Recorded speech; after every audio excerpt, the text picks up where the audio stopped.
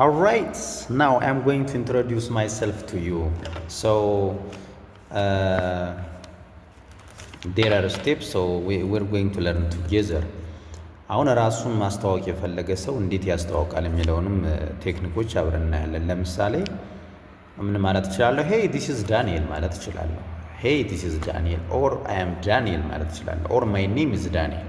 እናንተ ለምሳሌ አሁን ሀና የምትባል ልጅ ራሷን ማስተዋወቅ ብትፈልግ ሄይ ዲስ ኢዝ ሀና ኦር ማይ ኔም ኢዝ ሀና ኦር አይ አም ሀና ማለት ትችላለች ማለት ነው።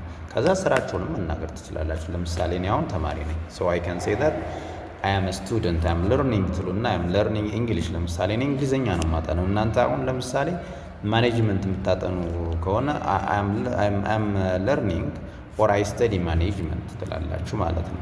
ኦር አይ አም ስተዲንግ ሜዲሲን ምናምን ማለት ትችላላችሁ። ሕክምና የሚያጠና ሰው ዋት ዊ ኮል ኢት ሜዲሲን ዶክተር ምናምን ነርስ መሆኑ የሚፈልግ ሰው ማለት ነው።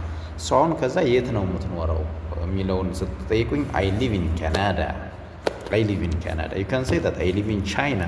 I live in Turkish. I live in Russia. I live in Belgium. You can say that. አዛውን ተማሪ ነኝ ብያለሁ። የስንተኛ ዓመት ተማሪ ነኝ የሚለው ልየው። I can say that I am second year student. የሁለተኛ ዓመት ተማሪ ነኝ ማለት ነው። ሶስተኛ ዓመት የሆነ I am third year student ይሆናል። የመጀመሪያ ዓመት የሆነ ደግሞ ሰው አም ፈርስት ይር ስቱደንት አም ፈርስት ይር ስቱደንት ማለት ይችላል። ከዛ አሁን እንግሊዘኛ ለምንድን ነው መማራው ነው? አሁን የራሴን ነው የምነግራችሁ። አም ለርኒንግ ቢኮዝ አይ ዋና ጆይን ቱ ዲፍረንት ኢንተርናሽናል ወርክ ፕሌስስ ላይክ ዩናይትድ ኔሽን ኦር ዩሮፒያን ዩኒየን ኦር ወርልድ ባንክ ኦር ዲፍረንት ኤምባሲስ። አሁን እንግሊዘኛ መማር ጥቅሙ ምንድን ነው? አሁን ትልልቅ የስራ ቦታዎች ላይ ለመግባት ያግዘናል ማለት ነው። አሁን ዩናይትድ ኔሽን ማለት የተባበሩት መንግስታት ማለት ነው። እዛ እንግሊዘኛ የመጀመሪያ ውስጥ ክራይቴሪያ ነው ማለት ነው። ኦር ዩሮፒያንን የአፍሪካ ምክንያቱም ሌሎች ሰዎች ጋር የምትግባቡት ሌሎች ሰዎች አማርኛ እንደኔ ላይችሉ ይችላሉ ማለት ነው። ሶ you're going to be use English as you are going to use or you are going to be influenced to use English language ማለት ነው። ትገደዳላችሁ። you are going to be influenced to use English language. So if you learn English language you are going to be special man. ለየት ያለ ሰው ነው የምትሆኑት። አንደን ሌላኛው ደግሞ እንግሊዘኛ ለምሳሌ ጥሩ ተናጋሪ ለመሆን በቃ አንደበተ ርቱዕ በእንግሊዘኛ ለመሆን ማለት ነው። so what we call it fluent speaker ማለት ነው። fluent speaker I want to be fluent speaker ማለት ትችላላችሁ። አንድ ከዛ ስለ ቤተሰብ መግለጽ ትችላላችሁ። ሆይ this is done I have 5 brothers I have 5 አምስት ወንድሞች አሉኝ ማለት ነው። but I have only one sister. I'm sorry guys I have only one sister. አንዲት ብቻ ነው one sister a sister I can a ማለት one ነው። you can say that I have a sister ማለት ትችላላችሁ። so their names my brothers names are the first one አሌክስ የሚባለው ሂዝ ፕሮፌሰር ነው።